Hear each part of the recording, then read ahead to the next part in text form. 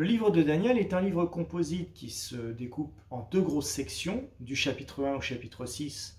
Ce sont on peut appeler ça les aventures de Daniel et de ses trois amis. Et puis nous avons une deuxième section qu'on pourrait appeler le Daniel apocalyptique, avec des visions sur la fin des temps, avec des prophéties, beaucoup de prophéties.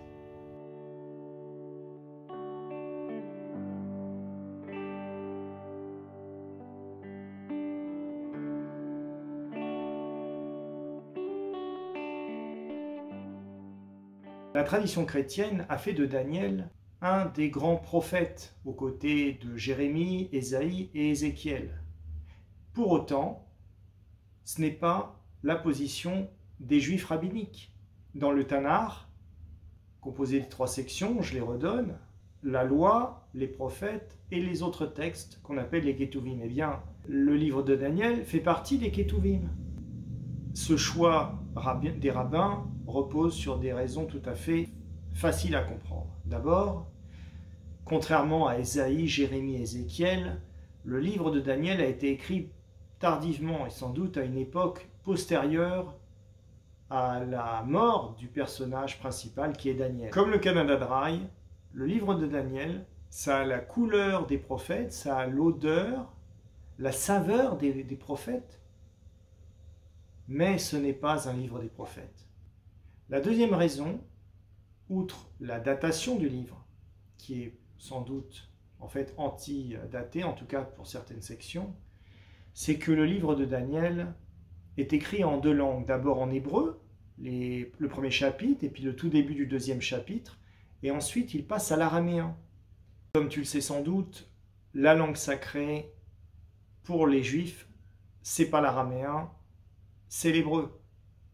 Donc le fait qu'il y ait de l'araméen dans le texte a dû poser problème aux rabbins au moment où ils devaient ranger les livres dans telle ou telle catégorie.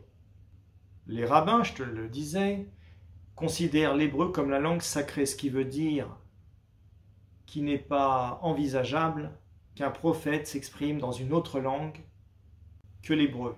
C'est la langue de Moïse, c'est la langue d'Abraham. Pour autant, le livre de Daniel, moi je lui attribue une valeur prophétique. Voilà. Même si ce n'est pas un livre des prophètes, pour moi, il a quand même une valeur prophétique. En tout cas, une bonne partie de ce livre. On va attaquer tout de suite la première section, le Fils de l'homme. Cette expression apparaît dans Daniel. Oh, elle n'apparaît pas souvent, elle apparaît 3 fois en tout et pour tout, je crois, dans le livre. C'est une expression qui est beaucoup plus présente dans Ézéchiel, par exemple.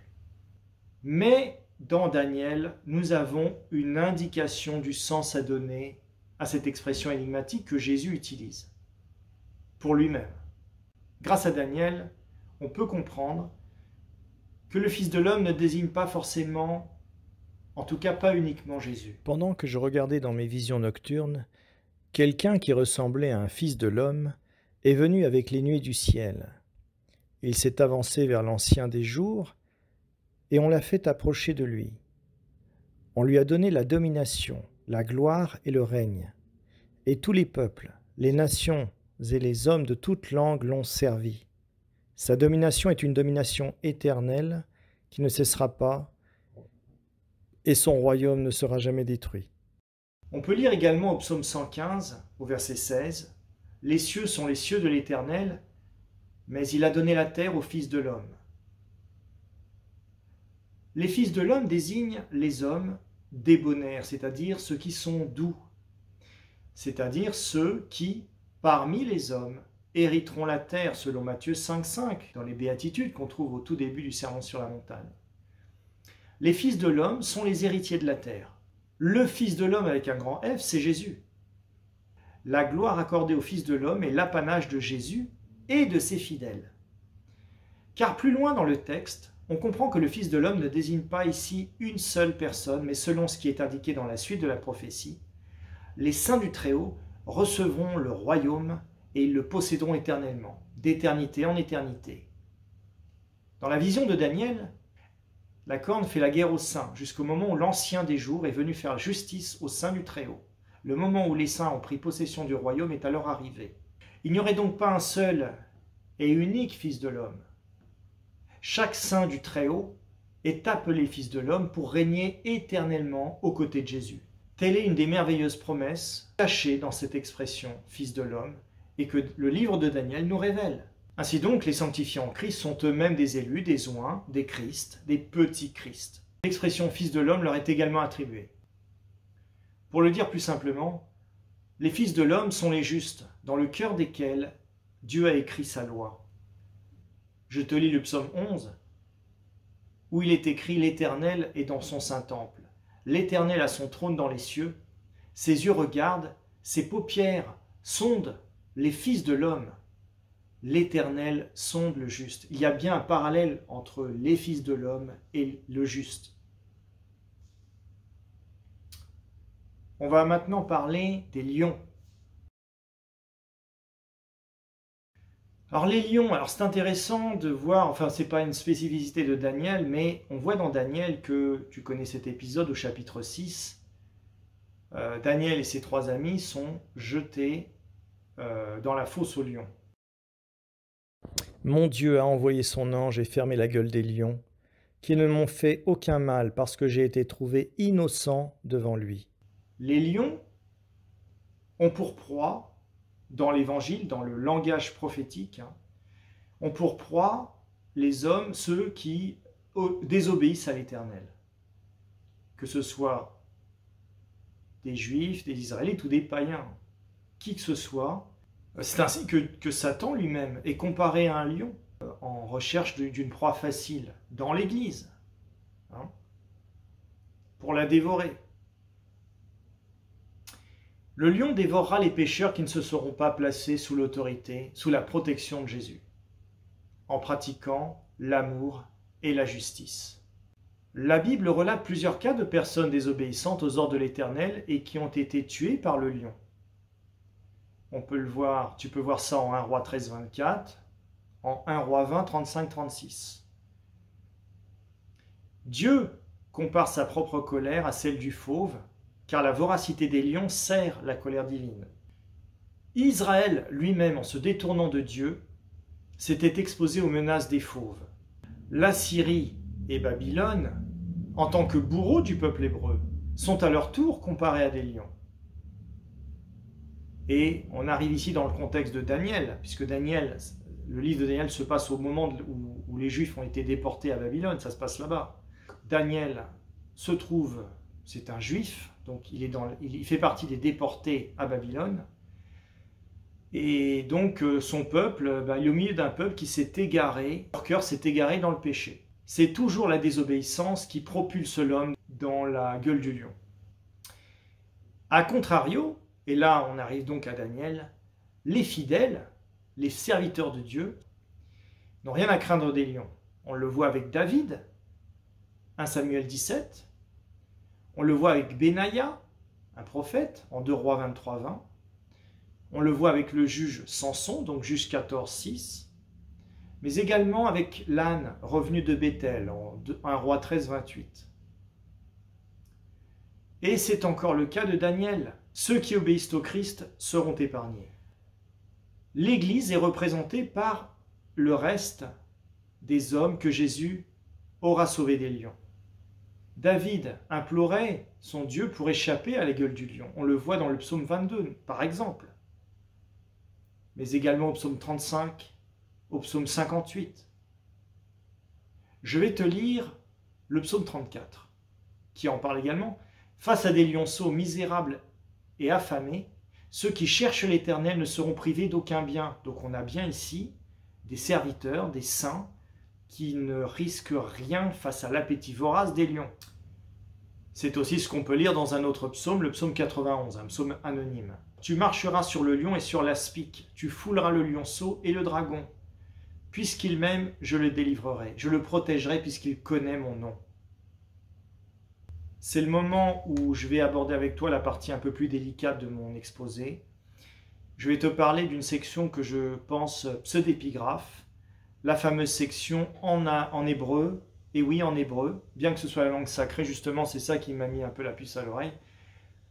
Certaines sections sont en hébreu, dans le livre de Daniel, je te l'ai dit au début de ma vidéo, du chapitre 8 à la fin. Le récit indique lui-même, dès le chapitre 2, que les personnages vont changer de langue. Les Chaldéens répondirent au roi en langue araméenne, nous est-il dit. Mais le problème, c'est que ce switch va durer un petit peu longtemps. Pourquoi? Il s'étend comme ça jusqu'au chapitre 7 inclus. On est au chapitre 2, ah oui, il va parler en araméen, et puis en fait, ça continue en araméen ensuite. Compte tenu du contexte historique, et donc culturel, les Juifs s'exprimaient en araméen. L'araméen, je te rappelle, c'est la langue qui était parlée à Babylone. C'est une langue de l'empire dans lequel les Juifs ont été déportés. C'était un peu l'anglais de l'époque. Même à l'époque de Jésus d'ailleurs, Jésus lui-même parlait en araméen. Alors, le changement de langue, il est mystérieux. Mais en fait, plus mystérieux encore, c'est le retour à l'hébreu. Je te rappelle, tout au début, c'est en hébreu. Ensuite, on a de l'araméen, et puis on revient à l'hébreu au début du chapitre 8. Pourquoi? Pourquoi? Puisque la narration, le narrateur semblait s'être accommodé de l'araméen. Alors l'explication la plus probable que j'ai, moi, c'est qu'il y a eu au moins 2 auteurs différents. Au moins 2. L'intérêt de tout ça, c'est pas de savoir s'il y a plusieurs auteurs, c'est surtout de savoir ce qui est authentique et ce qui l'est moins.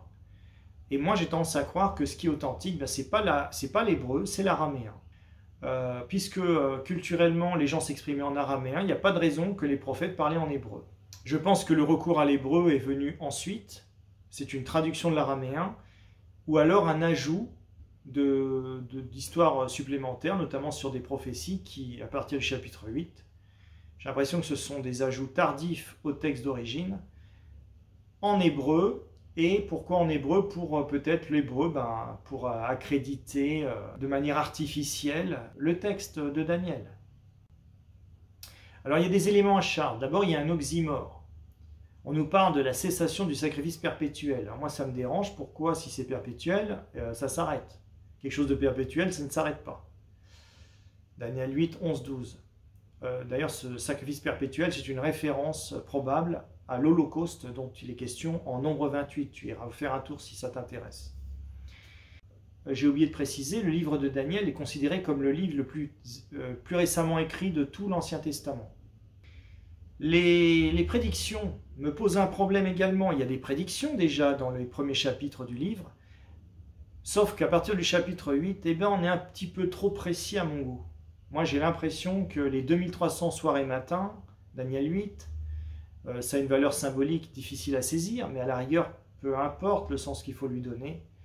Ça sent le calcul effectué a posteriori. Une fois qu'on a les éléments, les choses se sont déroulées. Donc, le livre de Daniel, qui a été sans doute écrit bien plus tard que tous les autres livres de l'Ancien Testament, on y trouve des indications trop précises pour que ce soit pas, qu'on ne soit pas déjà en terrain connu. Jérusalem sera rebâtie jusqu'à loin, donc c'est très précis. Jusqu'à loin, donc la venue du Christ.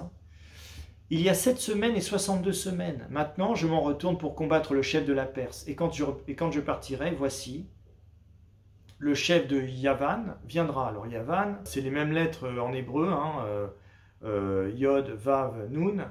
Ça fait Yon et qu'on peut traduire par Yavan en mettant des voyelles. Si tu connais un petit peu l'hébreu, c'est la même orthographe en fait, si on enlève les voyelles. Et dans l'hébreu, on ne met pas les voyelles, on ne les inscrit pas dans le texte. Dans l'hébreu antique. Donc, tout ça pour te dire que Ion, c'est Ionien, tu vois, les îles ioniennes, ce sont des îles grecques. Donc, Javan, du coup, ce serait la Grèce. Donc là, on nous parle du roi des Grecs, en fait. Suivez mon regard. À cette époque, à peu près 4 siècles avant Jésus-Christ en Grèce, on a l'empire d'Alexandre. Alexandre le Grand. Donc ici, on a une référence très très explicite à Alexandre le Grand. Voici, il y aura encore 3 rois en Perse, et le 4e amassera plus de richesses que tous les autres. Et quand il sera puissant par ses richesses, il soulèvera tout contre le royaume de Yavan. Alexandre le Grand, semble-t-il. Il enlèvera même et transportera en Égypte leurs dieux et leurs images de fonte, et leurs objets précieux d'argent et d'or, puis il restera quelques années éloigné du roi du Septentrion. Il lui donnera sa fille pour femme. C'est très précis. Après, on nous parle de 1290 jours, en Daniel 12, tout ça c'est en Daniel 12, 1335 jours. Ici, tout est trop explicite. Si tu fais des comparaisons, l'Apocalypse use de formules beaucoup plus obscures, beaucoup plus implicites, quoi. Ici, tel bouc c'est la Grèce, tel bélier c'est la Perse, c'est très précis. Les prédictions sur les périodes et datations sont trop précises. Alors, voilà pour les prédictions qu'on trouve. Ensuite, il y a une redondance. En Daniel 9.1, moi j'ai l'impression qu'il y a une interpolation. On nous dit que c'est la première année du règne du roi Darius. Alors on précise la première année du règne de Darius. Pourquoi on précise ça? Parce que sans doute les rabbins se sont rendus compte qu'il y avait un doute sur l'interprétation à donner à la phrase initiale, la première année de Darius. Eh bien non, ce n'est pas la première année de vie de Darius, ce n'est pas quand il avait 1 an, c'était pas avancé 1 an, c'est la première année de son règne. Voilà, on a voulu le préciser parce qu'on a estimé que la première phrase manquait de précision. Les interpolations dans un texte prophétique, dans un texte inspiré, j'aime pas trop ça. Il y a un anachronisme, on nous parle de vie éternelle. Plusieurs de ceux qui dorment dans la poussière de la terre se réveilleront, les uns pour la vie éternelle et les autres pour l'opprobre, pour la honte éternelle. La notion de vie éternelle est complètement absente, de manière explicite en tout cas, dans l'Ancien Testament. Pourquoi on voit ça dans Daniel 12? Bizarre. On voit Jésus qui aurait cité un passage de Daniel 8, 12. Dans Matthieu, il dit « C'est pourquoi, lorsque vous verrez l'abomination de la désolation dont a parlé le prophète Daniel, Matthieu 24, 15. » C'est une interpolation. Pour moi, ce verset est une interpolation. C'est un petit peu bizarre de dire ça, le truc dont a parlé tel prophète. Rappelez-vous. Vous savez, le prophète, là, les gens, ils connaissaient les textes. Pourquoi on a besoin de leur rappeler que c'est Daniel qui en parlait? Je sais pas, c'est un peu bizarre, ça pue l'interpolation. Je me demande s'il n'y a pas des petits crochets dans certaines versions d'ailleurs. Conclusion, le texte en hébreu, notamment chapitre 8 à 12, le début ça me pose moins de problèmes, parce qu'il y a un switch au moment où on nous dit, à partir de maintenant ils vont s'exprimer en araméen, donc ça sonne juste. Par contre, quand on passe sans explication de l'araméen à l'hébreu, là, je ne comprends plus, moi. Donc, le texte en hébreu semble corrompu et antidaté. J'attaque maintenant ma partie préférée, c'est quand je parle des antitypes de Jésus. Donc, Daniel est effectivement un antitype de Jésus et je vais t'expliquer maintenant pourquoi. Dès l'entame, on voit Daniel accompagné de 3 amis. Les 3 amis qui accompagnent Jésus, Pierre, Jacques et Jean, qui assistent par exemple à la transfiguration. Ou qui, à Gethsémane, quand Jésus se sent pas bien, il va voir Pierre, Jacques et Jean qui sont endormis. Il me semble, à vérifier, il me semble que ce sont ces 3-là. Enfin, il y a beaucoup de passages où on voit que Jésus a un cercle privilégié, Pierre, Jacques et Jean. Ici, Daniel a 3 amis. Ça, c'était juste pour une mise en bouche. Ensuite, on a en Daniel, donc on va attaquer avec le premier chapitre en araméen. Daniel 2. Ici, on a la sagesse et l'autorité accordée aux enfants. Je vais te lire Daniel 2, 23. Dieu de mes pères, je te glorifie et je te loue de ce que tu m'as donné la sagesse et la force, et de ce que tu m'as fait connaître ce que nous t'avons demandé, de ce que tu nous as révélé, le secret du roi. Et on peut comparer avec Matthieu 11, 25 et Luc 10, 21. Où Jésus prie et remercie son Père, la révélation, l'enseignement, la vérité a été donnée non pas aux intelligents, mais à ses enfants, à ceux qui appartiennent au Christ. Alors, Daniel 2, 49. Daniel pria le roi de remettre l'intendance de la province de Babylone à Shadrach, Meshach et Abed-Négo. Et Daniel était à la cour du roi. On peut comparer avec Matthieu 19, 28. Daniel, parallèle avec Joseph, Daniel fut capable d'interpréter les rêves. Parallèle avec Joseph, qui a été déporté en Égypte dans la dernière partie du livre de la Genèse. Alors Daniel est facilement comparé à Joseph. Comme Joseph, encore, il a été élevé à de hautes fonctions. C'était un haut dignitaire du pays où il a été déporté. Il était intendant du pays où il a été déporté. Dans le chapitre 3, on voit le baptême d'Esprit Saint et de feu dans la fournaise ardente dans laquelle les amis de Daniel ont été jetés. Et de cette fournaise, ils sont sortis indemnes.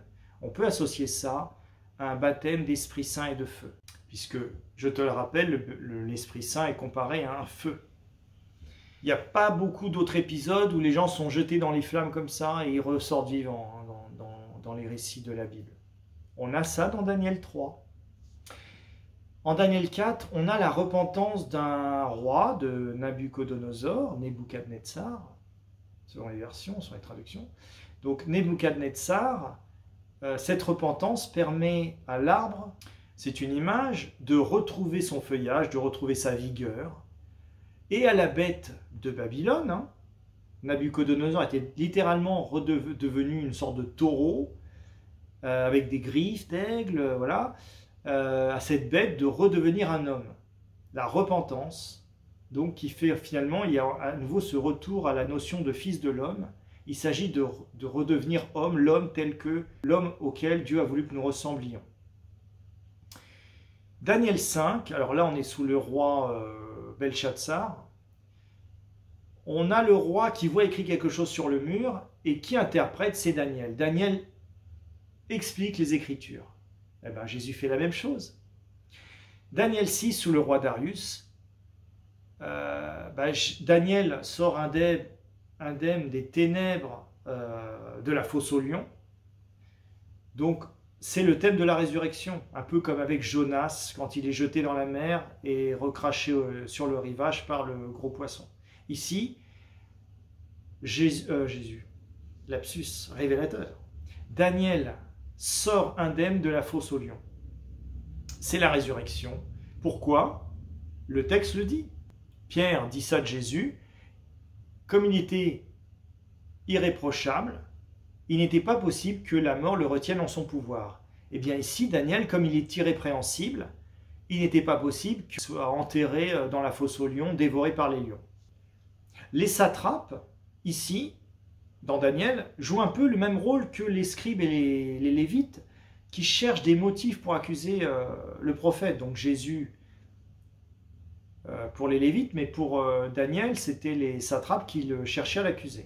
Darius, lui, on poursuit le parallèle, Darius est peut-être comparable à Ponce Pilate, puisque Ponce Pilate, lui, ne voulait pas vraiment faire tuer Jésus. Il cherchait même à raisonner les Juifs. Pourquoi vous me faites condamner cet homme? Je n'ai rien à lui reprocher, moi. Et Darius fait la même chose. Il s'enquiert de la santé de Daniel et cherche à le faire relâcher. Il n'était pas très content, lui, qu'on jette Daniel dans la fosse aux lions. Darius n'avait pas envie de ça. Enfin, Daniel 7, le 6e chapitre, en araméen. Daniel 7, donc on revient sur le roi Belshazzar, on est passé de... C'est un peu mélangé dans la chronologie. Dans Daniel 7, on est à nouveau sous le roi Belshazzar. Et là, on a la révélation de ce qui doit arriver. Alors c'est le début du style apocalyptique de Daniel. Mais là, le premier chapitre est en araméen. Et donc c'est la révélation de ce qui doit arriver à la fin des temps. Et ça renvoie à l'Apocalypse de Jean, avec des expressions similaires d'ailleurs, et qu'on trouve également d'ailleurs dans Ézéchiel et Zacharie. Voici, je regardais et voici. Cette expression, elle revient souvent dans l'Apocalypse de Jean. Et donc dans Daniel, on trouve la même chose. Ce qui donne d'ailleurs ce style apocalyptique, de révélation. Je regardais et voici, révélation. Ok ? Chacun de ces 6 chapitres présente une facette de Daniel comme antitype du Christ. Je récapitule, chapitre 2, c'est la sagesse du Fils de Dieu. Chapitre 3, son baptême de feu. Chapitre 4, la repentance qu'il accorde aux païens. Chapitre 5, l'explication qu'il donne des Écritures. Chapitre 6, sa résurrection d'entre les morts. Et enfin, la révélation de la fin des temps au chapitre 7. J'en ai terminé sur ce livre, le livre de Daniel. Je te remercie de suivre ma chaîne. N'hésite pas à t'abonner pour ne rien rater. Surtout que je ne suis pas toujours très régulier dans la mise en ligne de mes vidéos. N'hésite pas bien sûr à commenter. Je suis ouvert à toute discussion du moment que ça se fait dans la bonne humeur et en tout cas de manière courtoise, de manière respectueuse. Merci à toi, et puis j'ai plus qu'à te souhaiter de passer du bon temps ces prochains jours jusqu'à notre prochaine vidéo. Ciao!